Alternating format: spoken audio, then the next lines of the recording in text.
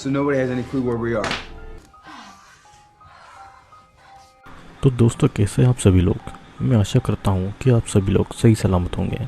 तो आज मैं जिस मूवी को आपके लिए लेकर आया हूँ उस मूवी का नाम है स्नोबाउंड, और ये मूवी बहुत ही ज़्यादा थ्रिलिंग मूवी है। लेकिन वीडियो शुरू करने से पहले अगर आप मेरे इस चैनल पर नए हैं और अपने चैनल को अभी तक सब्सक्राइब नहीं किया है तो जल्दी से चैनल को सब्सक्राइब करके बेल नोटिफिकेशन ऑल कर लें, क्योंकि मैं बहुत सारे इंटरेस्टिंग वीडियोस आपके लिए लेकर आता हूँ। तो अब ज़्यादा देरी ना करते हुए हम चलते हैं सीधा वीडियो की ओर। तो इस मूवी की कहानी शुरू होती है बर्फ़ की एक जगह से। इस समय पहाड़ों से लेकर पेड़ पौधे सभी बर्फ़ से भरे हुए थे। लोगों के लिए बर्फीली जगह जन्नत होती है, लेकिन सबके लिए नहीं। और इसी बर्फ़ की जगह में कुछ लोग नेकेड बेहोश पड़े हुए थे। फिर हम देखते हैं कि लिजा नाम की एक लड़की को होश आता है और उसके पास पैट्रिक नाम का एक लड़का सोया पड़ा था।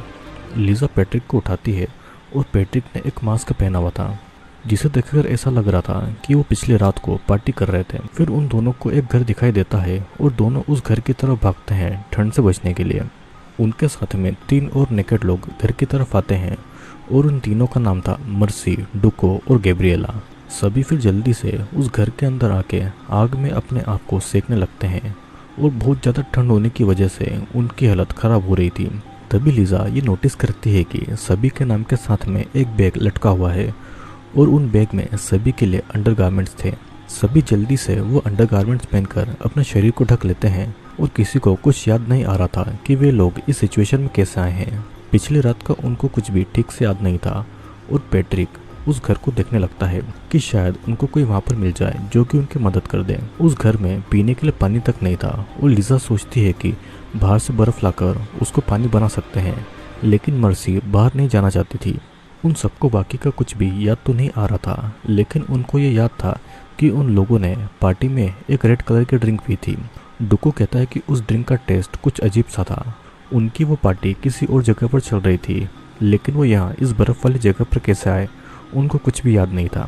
और शायद ये सब उसी ने किया होगा जिसने पार्टी होस्ट की थी। सभी ने पार्टी में मास्क लगाया हुआ था, तो किसी ने किसी को नहीं पहचाना था और उनको यहाँ पर फंसाने के लिए सब कुछ प्लान किया गया होगा। पैट्रिक, लिसा और गैब्रिएला उस घर को चेक करने लगते हैं। यहाँ पर हम देखते हैं कि डुको लिजा को बुरी नज़र से देख रहा था और लिजा को इस बात की भनक नहीं थी। इधर मर्सी को वहाँ पर एक लैंप मिलता है और वो उस लैंप को जलाती है। वो घर काफ़ी ज़्यादा गंदा भी था। मर्सी और गैब्रिएला उस घर को देख ही रही थी कि तभी उनको लिजा के चिल्लाने की आवाज़ सुनाई देती है। दोनों लिजा की तरफ आते हैं और लिजा को एक रूम में एक लड़की दिखती है, जिसे देखकर ऐसा लग रहा था कि वो लड़की मर चुकी है। और तभी लिजा को पिछली रात की बातें याद आती है।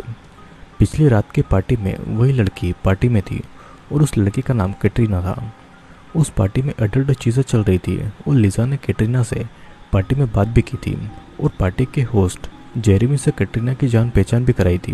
कैटरीना वहाँ पर मॉडलिंग का काम ढूंढने आई थी और कनेक्शन बनाने के चक्कर में वो उस पार्टी में आई थी। फिर इधर प्रेजेंट समय में लिजा ये सब याद करके रो रही थी और वहाँ पर बाकी के सभी लोग आते हैं। सभी उस लाश को देखकर बहुत ज़्यादा हैरान थे और लिजा सभी को कहती है कि वही कैटरीना को पिछली रात को इस पार्टी में लाई थी। अब सभी को वहाँ पर कांच के टुकड़ों की आवाज़ सुनाई देती है। वे सभी नीचे के फ्लोर पर जाते हैं। किसी ने एक पत्थर में एक चिट्ठी बांधकर फेंक दी थी।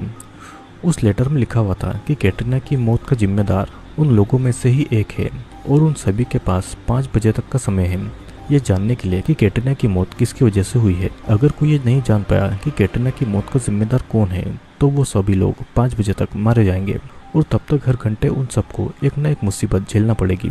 यह सुनकर सभी डर जाते हैं और पैट्रिक घर के बाहर जाता है उस आदमी को ढूंढने के लिए जिसने कुछ देर पहले खिड़की से पत्थर फेंका था। लेकिन पैट्रिक को घर के बाहर कोई नहीं दिखाई देता है, तो वो घर के अंदर आ जाता है। वहाँ पर ठंड इतनी ज़्यादा बढ़ रही थी कि वे सभी लोग फिर से आग से अपने आप को सेकने लगते हैं। वहाँ पर उनको अभी तक एक ब्लैंकेट भी नहीं मिला था जिससे कि वह खुद को थोड़ी सी गर्माहट दे पाए। सभी को ऐसा लग रहा था कि कोई उन्हें देख रहा है, क्योंकि कोई भी उन्हें ऐसे ही इस घर में अकेला इसी हालत में नहीं छोड़ेगा और जो कोई भी है वो उनको इस हालत में देखकर मजे ले रहा होगा। अब एक दूसरी जगह पर हम किसी को नोटिस भी करते हैं जिसने कुछ डॉल्स और डॉल्स हाउस बनाया हुआ था और ये बिल्कुल उस घर में फंसे लोगों की ही तरह दिखाई दे रहा था। वो अनजान आदमी पैट्रिक जैसा दिखने वाला डॉल उठाकर उसके प्राइवेट पार्ट पर एक पिन घुसाता है और इस तरफ सभी गैरेज रूम की तरफ जाते हैं ताकि उन्हें वहां से निकलने का या वहां पर सरवाइव करने का कोई सामान मिल सके। लेकिन गैराज रूम का डोर बंद था और डुको बहुत कोशिश करके डोर को खोलता है। इधर दूसरी तरफ गैब्रिएला को एक अलमारी में एक पुराना फ़ोन मिलता है जहाँ पर एक नोटिस लिखा हुआ था कि गैब्रिएला तुम खुद सोचो, मौत से भी भयानक चीज़ क्या हो सकती है तुम्हारे साथ में। इधर वो अनजान व्यक्ति गैब्रिएला के डॉल के पेट में एक सुई चुभाता है और गैब्रिएला को पिछली रात की पार्टी के बारे में कुछ बातें याद आती है। वो पार्टी एक अडल्ट पार्टी थी और एक रूम में एक लड़की को बांधकर उसके साथ में बड़े ब्रूटल तरीके से हैरेसमेंट हो रहा था। लेकिन ये सब देखने के बाद भी गैब्रिएला ने उस लड़की को नहीं बचाया था। फिर प्रेजेंट टाइम में गैब्रिएला ने फ़ोन नोट के बारे में किसी को कुछ नहीं कहा था और उसने फ़ोन भी छुपा दिया था। हम देखते हैं कि अब तक 6 बज चुके थे और उन सबके पास में अब सिर्फ 12 घंटे ही बचे हुए थे। डुको को भी पिछली रात की बातें याद आती है और पिछली रात डुको ही था जो कि उस लड़की को बड़े ब्रूटल तरीके से हरास कर रहा था। कल रात को डुको ने जिस चीज़ पर कैटरीना को सेक्सुअल पोज में लटका कर रखा हुआ था वो चीज़ उसी घर में थी और डुको जब उस चीज़ को छूता है तो उसका हाथ जल जाता है क्योंकि किसी ने वहाँ पर एसिड लगा कर रखा हुआ था।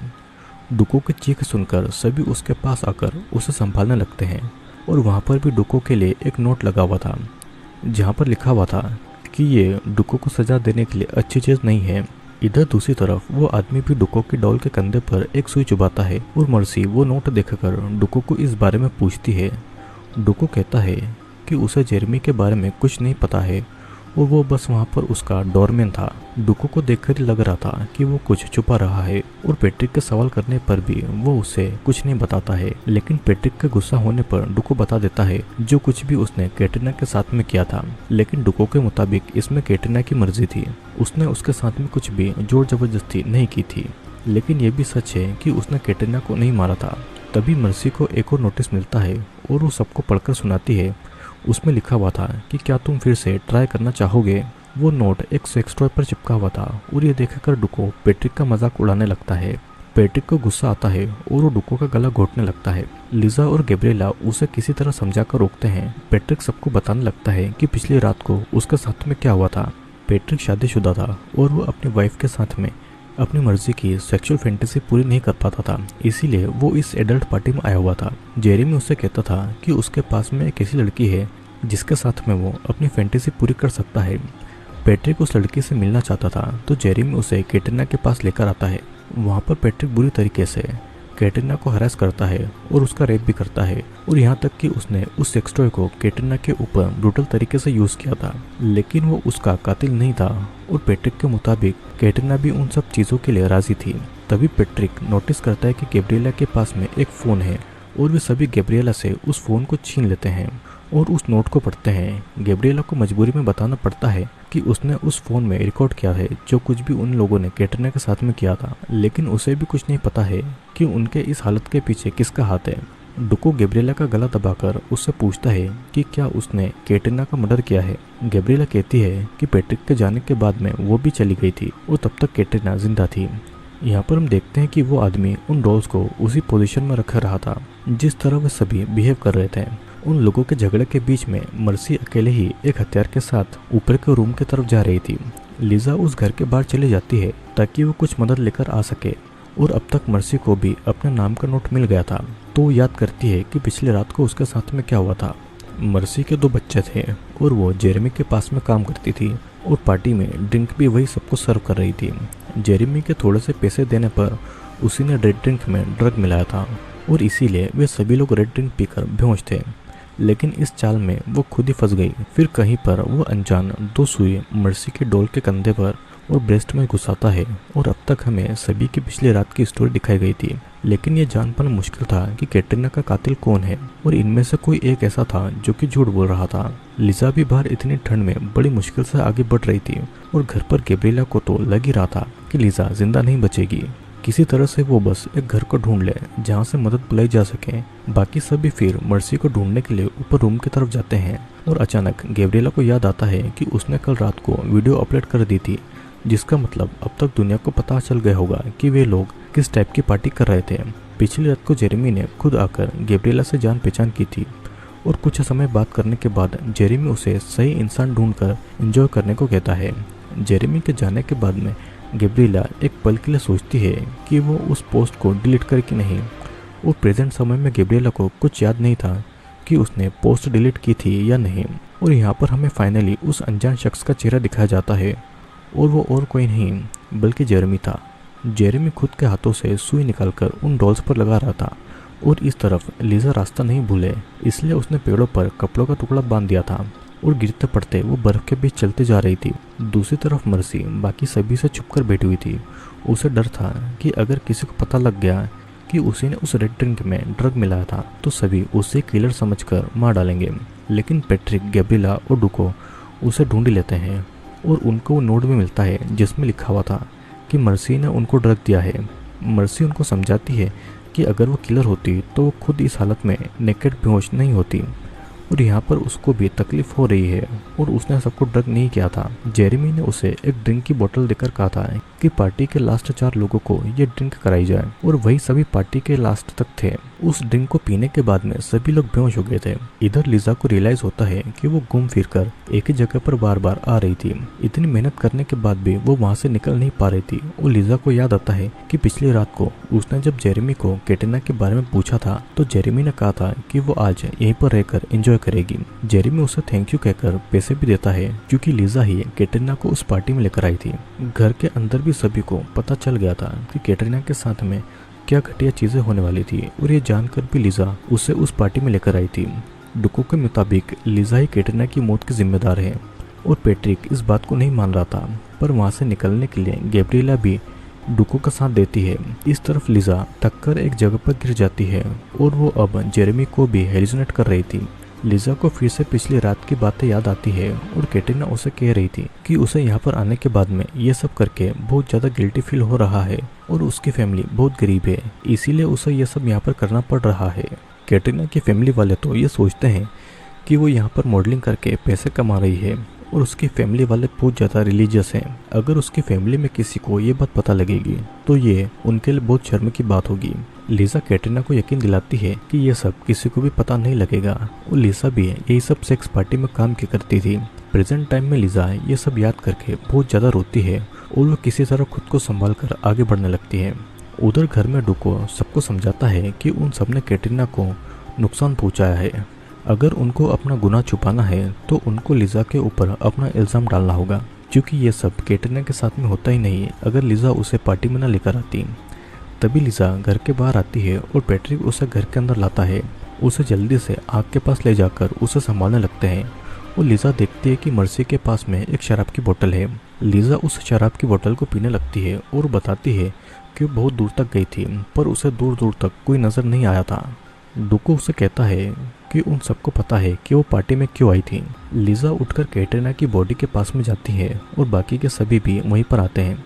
लीजा को पता लग गया था कि वो सभी उसे मारने वाले हैं तो वो घर के बाहर भागने की कोशिश करती है, पर पैट्रिक उसे घर के अंदर खींच लेता है। डुको और पैट्रिक मिलकर लीजा को कैटरीना की तरह सेक्सुअल पोज में बांध देते हैं और डुको लीजा का गला घोटने लगता है। गैब्रिएला उन सब का वीडियो बना रही थी और लीजा को वो सारी बातें याद आने लगती है जो भी कैटरीना के साथ में हुआ था। पैट्रिक भी लीजा का रेप कर रहा था और लीजा यहाँ पर बेहोश हो जाती है। गैब्रिएला उन दोनों को ये सब करने के लिए रोकती है। तभी वे लोग देखते हैं कि वहाँ के एक टीवी में वीडियो प्ले होता है। उस वीडियो में दिखाया जाता है कि कैटरीना अपनी हालत पर बहुत ज़्यादा रो रही थी और वो ये सब बात सहन नहीं कर पा रही थी। कैटरीना की मजबूरी का सभी फ़ायदा उठा रहे थे और इसीलिए उसने सेकंड फ्लोर से कूदकर अपनी जान लेने की कोशिश की थी। तभी प्रेजेंट समय में उस घर में गैस लीक होता है और वहाँ पर सभी घर के बाहर बर्फ़ की तरफ भागने लगते हैं। पैट्रिक ने लीसा को भी अपने साथ में ले लिया था और तभी हम फ्लैशबैक में देखते हैं कि जब कैटरीना ने सुसाइड किया था तो पूरी तरीके से मरी नहीं थी। जेरेमी ने उसे इंजेक्शन देकर जिंदा किया था। कैटरीना के साथ में जो भी उन सब लोगों ने किया था, जेरेमी ने उन सबके साथ में बदला लिया और उन्हें सबक सिखाया। उस गैस से सभी लोग बच गए थे, लेकिन बर्फ़ में उनके ऊपर बस नाम के कपड़े थे और वहाँ की बर्फ़ इतनी ज़्यादा खतरनाक थी कि वहाँ पर कोई भी नहीं बच सकता था। जेरेमी फिर उसी घर के बाहर आता है और कैटरीना भी उस घर से निकलकर जेरेमी के साथ में चली जाती है। कैटरीना मरी नहीं थी बल्कि जिंदा थी, वो बस मरने का नाटक कर रही थी ताकि सभी की सच्चाई सामने आ जाए। तो दोस्तों, मूवी में हुआ ये कि कैटरीना को खुद सेक्स वर्कर नहीं बनना था और उसके घर की मजबूरी की वजह से उसे यह सब काम करना पड़ रहा था, लेकिन किसी ने उसको अच्छा काम ऑफर नहीं किया था और सभी बस उसका फ़ायदा उठाने की तलाश में थे। लीजा कैटरीना की दोस्त थी, लेकिन उसने भी पैसों के लिए अपनी दोस्त से सेक्स वर्क करवाया। डुको जिस तरीके से मैच्योर था उसे उस हिसाब से लड़कियों को खराब कामों से बाहर निकालना चाहिए था, लेकिन उसने ऐसा नहीं किया और उसने भी कैटरीना को हरेस किया। पैट्रिक की वाइफ थी और वो अपनी वाइफ के लिए लॉयल ना रहकर अपनी सेक्सुअल फैंटेसी पूरी करने के लिए उसने अपनी वाइफ को धोखा दिया और साथ ही उसने कैटरीना की मजबूरी का फायदा उठाकर उसके साथ में रेप किया और हरेसमेंट किया। गैब्रिएला भी लाइक्स और व्यूज के चक्कर में कैटरीना की मदद करने की वजह उसका वीडियो बनाती रही और वहीं मर्सी थोड़े से पैसों के लिए ड्रिंक में ड्रग मिलाकर कैटरीना और सबको पिला रही थी। तो इसीलिए इन सबको अपने कर्मों की सजा मिलनी थी। तो दोस्तों वीडियो आपको कैसी लगी नीचे कमेंट करके ज़रूर बताना। अगर आप चैनल पर नए हैं और चैनल को सब्सक्राइब नहीं किया है तो चैनल को सब्सक्राइब जरूर कर लें, क्योंकि मैं आपके लिए बहुत सारे इंटरेस्टिंग वीडियोस जल्दी लेकर आने वाला हूँ।